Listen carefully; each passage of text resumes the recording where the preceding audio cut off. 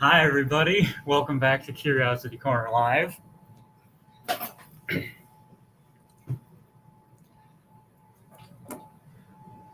There's, a little joke there.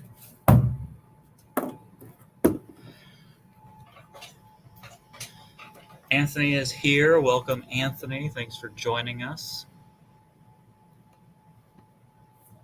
And as always, the brief moment of waiting for people to arrive. But every day this week, 10:30, every weekday at 10:30, Curiosity Corner Live. And this week we are focusing on activities that campers did during camps. So today we're talking about 3D printing. Yesterday, Jared talked about Sphero, and we'll be talking about different activities that folks did during camps. We still have registration open, so check our website, greatscience.com, for more information. And with that, I think it is time to get started. So, exactly 110 episodes ago, I introduced you to a 3D printer, and I showed you how it worked and explained how you could tell if something was 3D printed or not.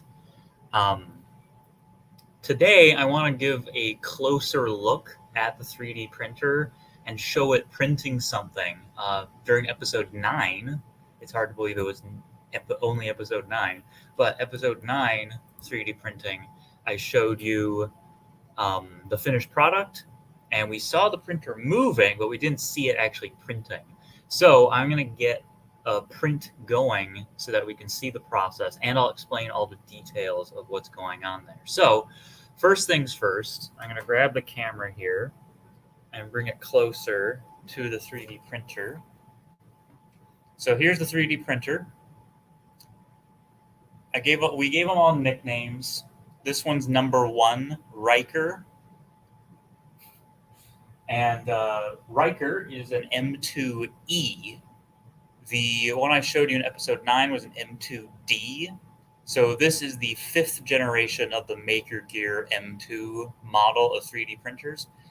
The difference, one of the main differences, is that knob right there. That knob is a bit different shaped on the M2E.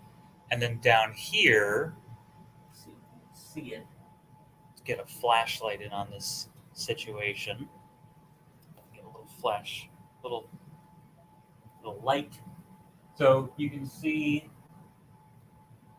way at the bottom, there's a little tiny switch. Tiny switch.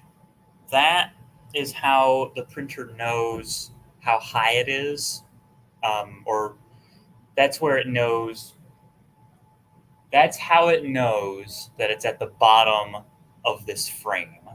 So this blue thing is called the bed, and that's where the print ends up going. And then right there, that metal is the nozzle. And the nozzle is part of the hot end, which heats up to about 220 degrees Celsius, which is about 400 degrees Fahrenheit. Melts the plastic that's in the spool. There's the spool, and that's fed through the system there. And, well, I can tell you what it does, but I'm going to show you what it does.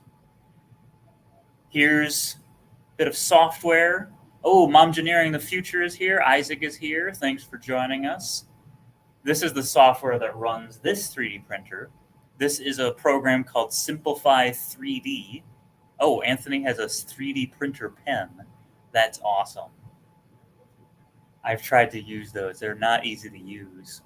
So Simplify 3D takes a model like the model I've made here, this little pentagon shape, and it looks at it and says, okay, this is how we're going to print it. So I'm just going to click the prepare to print button and then start printing it. And the 3D printer will get the message. Here's all the information that's being sent to the 3D printer. So it's sending it temperature information, and we can see how hot it is. It's going up to about 235. And now that it's hot enough, the printer has started up, and it will start to print.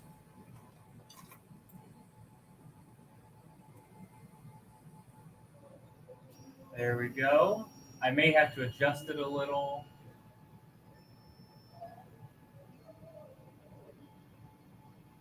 Come on, you can do it.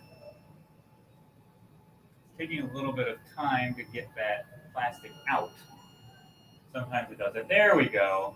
You can see it's laying down the plastic layer by layer. And the plastic cools almost instantly. The blue bed is covered in tape, so it's a little easier for that plastic to get stuck to it. And the bed itself is heated up to about 60 degrees Celsius. That's so it doesn't cool down too fast. If it cooled down too quickly, then it would start to curl up. Because if something's hot, it expands, and when it cools down, it contracts. It sort of curls in on itself. So we have to be careful to make sure that it doesn't do that. And you can see that the printer lays down that 3D printing, the filament, the plastic, on top of plastic that's already there. And every so often you'll see that knob move on the left. That is the Z knob. So there's 3 dimensions, length, width, and height. Z is height. And then length and width, that's X and Y. So the bed moves in and out, and the hot end moves left and right. And so it brings those together and combines those two motions, kind of like an Etch-a-Sketch, so that it can print this little shape. Oh, Mirage Cinemas, thank you guys so much for streaming this stuff during quarantine. You're welcome. It's my pleasure. I love talking about this kind of stuff. The filament is only about 0.5 millimeter thick when it comes out, and so you can see it doesn't have a lot of height. It takes a long time for the printer to gain height with a print. So this will only take about 3 minutes. You can see here it's about 1 minute left. It's about 60% through the print. Showing the temperature information and also all the code. Every little line that you see is coordinates. So it's telling the bed where to go, and it's telling the hot end, it's telling that nozzle where to go. And every so often I'll see read OK. So it sends a message to the 3D printer through USB, and then it will be like, okay, I got that message, and it will do what it was told. And it sends streams of information.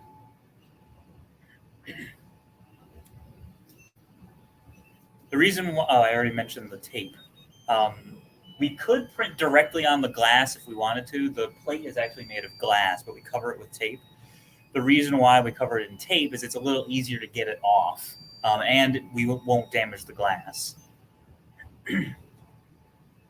So another thing to point out, the fans on top, those will spin to help cool down the plastic.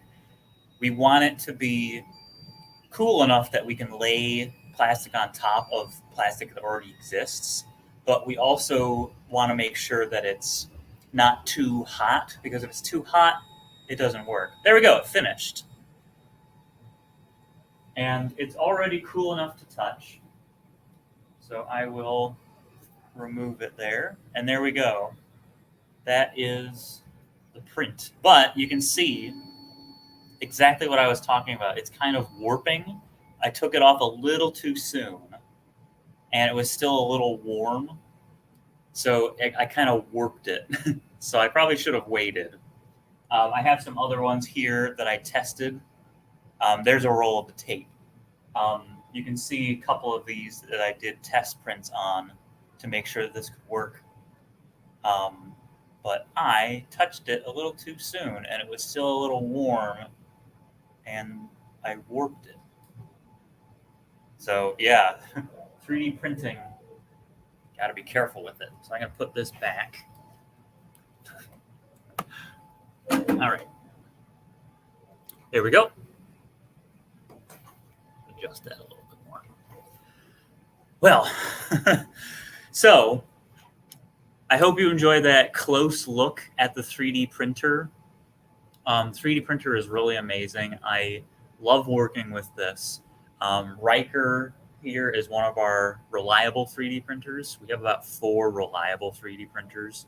Wait, we have 4 reliable 3D printers and one that's kind of like, we need to take a look at it. But it's just absolutely amazing being able to work with these pieces of equipment.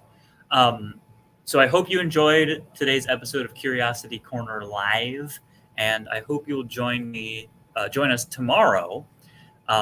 We have another exciting video for you all about electroplating. Joy will be sharing that with you. Before we leave, I do have a challenge for you. See if you can build like a 3D printer. So I showed you how a 3D printer works, the details of how it works, how it lays filament layer by layer. So your challenge is to use materials. You could use Play-Doh. So there's some building clay. You could use this and build with little ropes or little bits and build up a shape layer by layer, or maybe try building something just with the thin Legos, just these, no bricks or anything, just the plates. That's one possibility that you can try. And another thing you can try is soaking yarn in glue, like Elmer's school glue, and building something layer by layer and then letting it dry and see what happens. So lots of different possibilities. Whatever you do, make sure you share it on social media with the hashtag StayCurious, CLE. We would love to see what you come up with. And thank you very much for joining us once again, and stay curious. I will bid you farewell until next week.